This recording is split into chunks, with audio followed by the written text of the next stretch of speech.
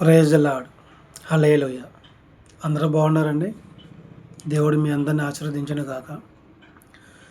ఈరోజు దేవుని ప్రేరేపణ కొద్ది వాక్యం చెప్తున్నాను. మంచి చెడ్డల గురించి. పాత నిబంధనలో ఒక 3 చోట్లయితే ఉన్నాయి మంచి చెడ్డల గురించి. అవి మీకు ఇప్పుడు చెప్తాను. ఫస్ట్ ఆదికాండం 2వ అధ్యాయం 17వ వచనం.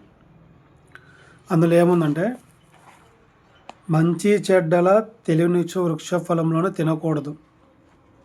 16 కూడా ఓకే. మరియు దేవుడైన యెహోవా ఈ తోటలో ఉన్న ప్రతి వృక్ష ఫలంలోనూ నీవు నిరభ్యంతరము తినవచ్చును, అయితే మంచి చెడ్డల తెలివినిచ్చు వృక్ష ఫలంలో తినకూడదు. ఈరోజు నా ప్రేరేపణ వచ్చిన వాక్యం ఇది కాబట్టి ఇందులో దేవుడు చెప్పేది ఏంటంటే, మనం ఫలించాలి. మన దేవుళ్ళు కరెక్ట్గా మనం ఒక వేలో వెళ్ళాలి. ఆయన మనం నిలబడితే చాలు. ఆ బుద్ధి వివేక జ్ఞానం మనకు మొత్తం దేవుడు ఇస్తాడు. కానీ ఈ ఫస్ట్ జనరేషన్ స్టార్ట్ అయిన టైంలో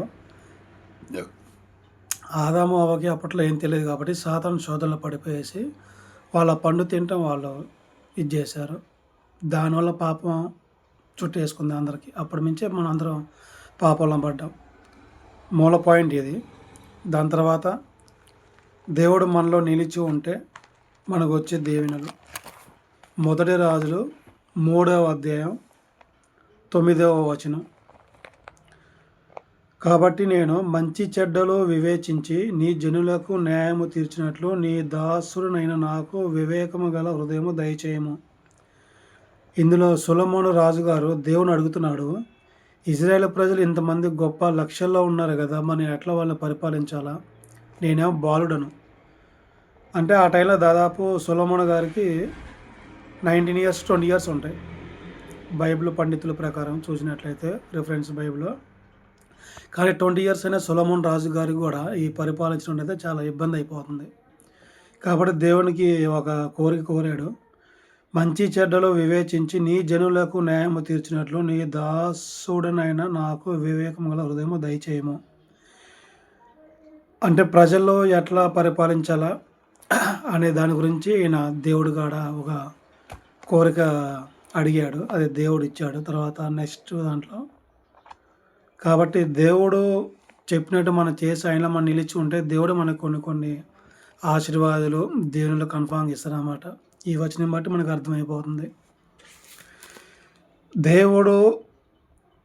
దేవుళ్ళో మనం నిలిచి ఉన్నా కానీ కొంతమంది ఎవరో మనకి ఏమన్నా సపోర్ట్ చేయక ఏమన్నా బెదిరింపులు వచ్చినా కానీ ఎవరైనా మనకి అడ్డుబండగా నిలబడ్డారనుకోండి, వాళ్ళకు కూడా దేవుడు వార్నింగ్ ఇస్తాడు. అది ఎందులో ఉందంటే ఆదికాండం 31:24.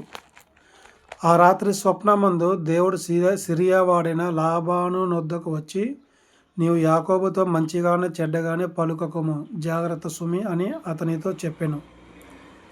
యాకోబు ఆ టైంలో తన భార్యనందరూ తీసుకొని వెళ్తున్నాడు. వాళ్ళ మామ చెప్పకుండా, అంటే చాలా సంవత్సరాలు ఒక పనివాడిగా పనిచేసి ఇంక చివరిలో గొడవ పట్టడం వల్ల వద్దు అని చెప్పేసి తన మామ దూరంగా వెళ్ళిపోతున్నాడు. ఆ వెళ్ళే టైంలో దేవుడు, యాకోబు నా దాసుడు కాబట్టి నువ్వు అతని దగ్గర మంచిగాని చెడ్డగా నువ్వేం పలకొద్దు, జాగ్రత్త అని చెప్పేసి దేవుడు వార్నింగ్ ఇచ్చాడు.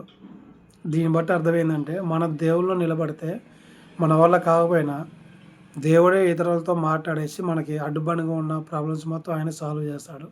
మన దగ్గర రానియకుండా దేవుడే దాదాపు అన్ని పనులు కూడా సక్రమంగా చేసే దేవుడు మనకి.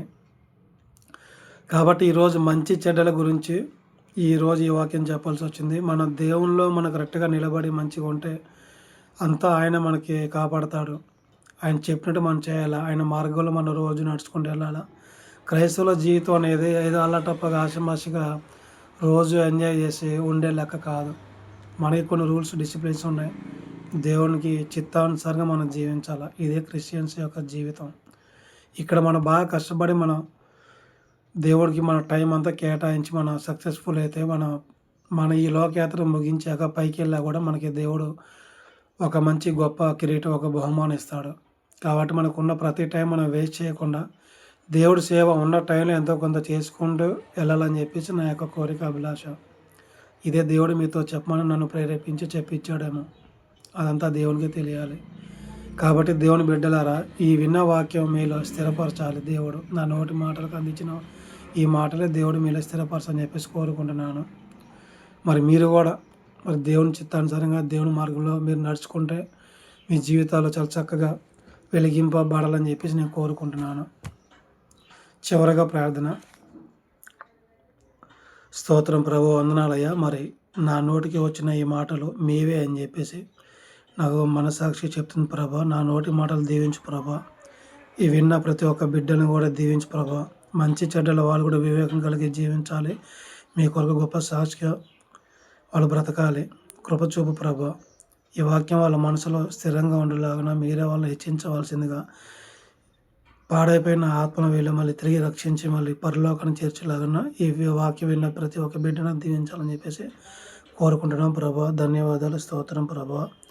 హల్లెలూయ. తండ్రి, కుమార, పరిశుద్ధాత్మ త్రియేక దేవుని దీవెన సదాకాలం మనందరికీ తోడే ఉండును గాక. సమస్త మహిమ, ఘనత, ప్రభావం, కీర్తి ఆ దేవునికి మహిమ చెందును గాక. ఆమేన్, ఆమేన్, ఆమేన్. థ్యాంక్ యూ అండి. వందనాలండి వాక్యం విన్నందుకు. చాలా చాలా ధన్యవాదాలు. వందనాలండి. ఆమేన్.